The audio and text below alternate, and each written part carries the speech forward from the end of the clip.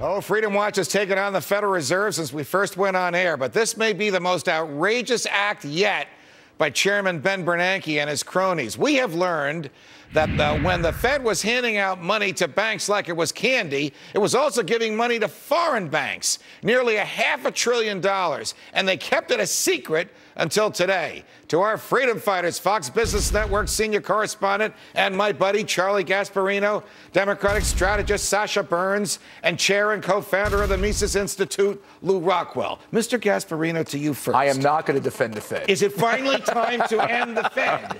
I don't know about ending it, but this does show you the outrageous sort of extension of power that the Fed has, an almost unregulated extension of power. I mean, we really didn't know about this until now, where they were basically opening up the window. It's known as the window. By the way, that was a temporary borrowing facility for U.S. banks to get the banks through the financial crisis. We could debate that. I know Lew and I could debate that forever. Lew probably would say they shouldn't. The U.S. banks didn't deserve that.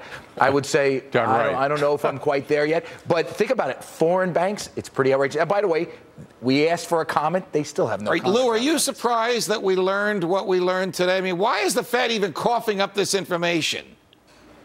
Well, it was in the Dodd-Frank bill, added in at the last minute, and it's a good thing. But I don't think we know anything like what we need to know. We actually need a Fedi Weeks. We need a document dump from the Fed of all their papers, 1913 till now. Sasha, the Fed practically wrote the Dodd-Frank bill. They knew what was in there going in. It's got to be to their liking. They probably enjoy tweaking us and telling us how much they used to bail out Societe Generale and their friends in Europe. What do you think? Hi, Judge. I think that, no, I know Dodd and Frank's staff, and they worked very hard on that legislation. Here's what I know. Wait, whoa, the Fed wasn't involved in that bill? Go ahead, Sasha. The Fed kept the financial markets from collapsing, okay? They stabilized the global market, and they didn't allow the entire system to fail. All right. Are you suggesting that the Dodd-Frank bill, which basically reposed the central planning of the American economy into the hands of the Fed, that the Fed had nothing to do with it? No, I'm not saying they didn't have anything to do with it. I'm saying they didn't write the whole bill. They didn't write it, but listen, I covered this, just so you know. I can say the Fox Business Network has learned that the Fed was intrinsically, is that the right word, Judge? Right. Involved in writing that bill. Okay, they were very much involved in that. They were dealing with the Fed, the New York Fed, the various Fed officials. And I will say this: this is how the Fed will defend this move, and it's basically along the lines of what she just said. That because of systemic risk, because of the risk that the whole banking system would implode, we had to open that. In the fall of 08. We had to open up the emergency borrowing powers to foreign banks. You know, I don't know if that's true. See, the problem is that they are such a closed society, the Fed, that we don't know whether to believe them or not. The loans to foreign banks, Lew, could actually be propping up governments that are about to fail, could actually be engaged in foreign policy antithetical to our own best interests. There's no way to stop this, is there, other than to end the Fed or audit the Fed with a legitimate, real audit? No, that's right. And we live in a bankocracy. So does Western Europe. The banks rule the roost. The only way to end that is indeed to end the Fed. And we need a real audit. They thought that they could get away with this partial, and it's only a partial truth-telling on their part. They're still lying about a lot of stuff. They're hiding a lot of stuff. That's what they do for a living. Lew, remember, they're counterfeit. Listen, you know, I love you, Lew, but ending the Fed right now, you don't believe that we should do that. He believes it. I believe we can wait till noon tomorrow. It doesn't have to happen overnight. Now, I mean, come on, think about this. Before we go to break, what that will do to before we go to the global financials. We've covered this stuff for years. Were you surprised $500 billion shipped to Europe? Listen, I wasn't surprised. I mean, listen, it was news to me. I wasn't surprised only because of the sort of midnight bailout of AIG that the Fed did that we only found out about later, which is outrageous as well. Rockwell, Burns, Gasparino, hang around during the break, please. How long is too long to count on the nanny state for a paycheck? More with our freedom fighters next. After Congress failed to extend jobless benefits last night, 2 million Americans will lose their unemployment checks by the end of this month. It's got my freedom fighters wondering, if 99 weeks of unemployment benefits isn't enough, then what is? Rejoining me, Gasparino, Burns, and Rockwell. Sasha, to you first. What business is it of the federal government to be paying people not to work? Well, typically, Judge, I would say that 99 weeks is plenty. But we are in unusual times. We have an unemployment rate of 9.6%. You know, Delta said today that 100,000 people applied for 1,000 jobs. This isn't about people who don't want to work. It's about people who aren't able to find jobs. It's also about the failure of Obamonomics. And I will say this: when you run around for a year, running around talking about health care while you have 10% unemployment, right, that is a travesty. And as far as I'm concerned, it's a crime. It's just an outrageous. And think about socialized and illogical. Think what he's doing now. He's saying he's going to raise taxes while we're just starting to come out of this thing. Before we get into raising taxes, Lew, what is accomplished? What is the effect of the government subsidizing unemployment, paying people not to work? Put aside the fact that the Constitution doesn't authorize it. What is the economic effect of that? Well, anything the government subsidizes, we get more of. And so we have a whole lot more unemployment because the government is subsidizing it.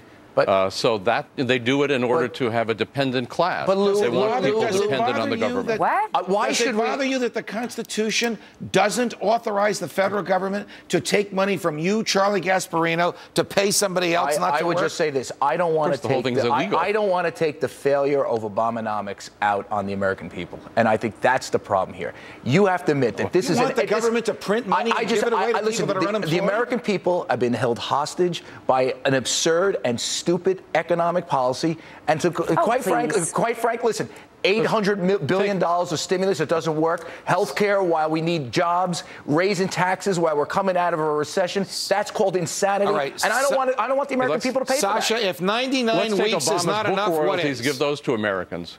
Go ahead. I think what you do is extend it another 3 months and see where we are then. And then we'll extend it another 3 months and another 3 months. Will it ever end? Nobody wants to hire these people who are on unemployment. After 2 years on unemployment, a lot of people have a welfare mentality. I can tell you no employer wants to hire them. These people themselves are reporting it. Unfortunately, because of this president's economic policies, there's just not a lot of jobs out there. I mean, of course, it's true. The government.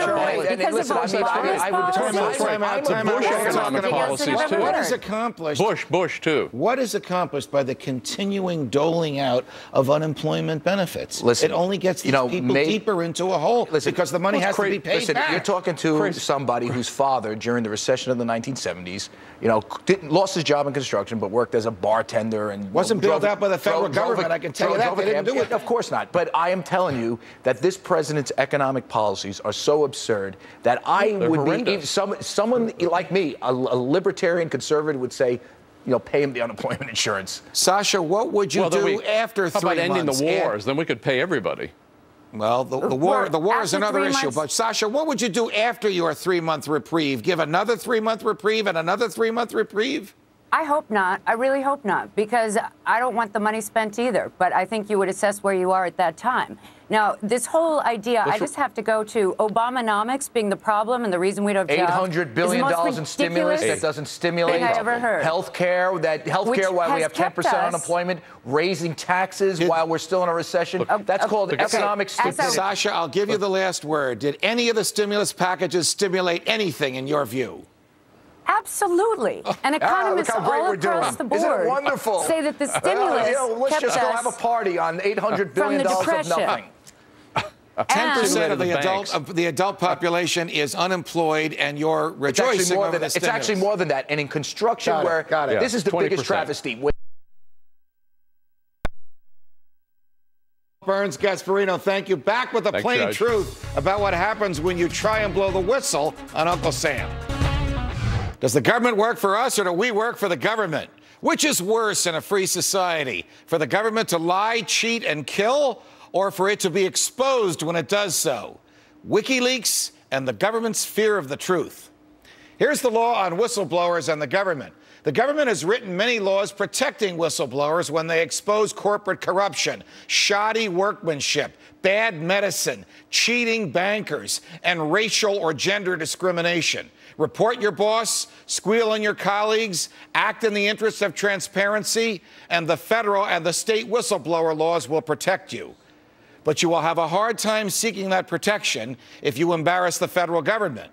We know that because members of Congress from both sides of the aisle, even some Tea Party folks, are calling for the prosecution of Julian Assange, the head of WikiLeaks, for revealing government secrets. There is nothing to prosecute him for. Here is the law on government secrets. The thief who gives documents entrusted to him to someone who does not have a national security clearance has no doubt broken the law. But the receiver of those documents may publish them without a hair on his head being harmed, so long as they are in the public interest. That's what the Supreme Court has said the First Amendment means. Does the public have any interest in the latest government documents? Well, we'll let you decide. Here's what we've learned from WikiLeaks. Here is what the government is so upset about. Here's what your employees, remember the government works for us, have been exposed as having done. Because of WikiLeaks, we know that the government has been planning for an eventual reunification of North Korea and South Korea. We know that a high-ranking official of the Afghan government has been dealing drugs and making millions. We know that friends of the King of Saudi Arabia, a supposed American ally, are actually financing al-Qaeda. We know that U.S. troops have been killing people in Yemen and lying about it, and the Yemen government is taking the blame. We know that the feds are worried about Pakistan and nuclear weapons, and we know that the Justice Department doesn't care where it sends Gitmo prisoners so long as it gets rid of them. Now, was that so difficult?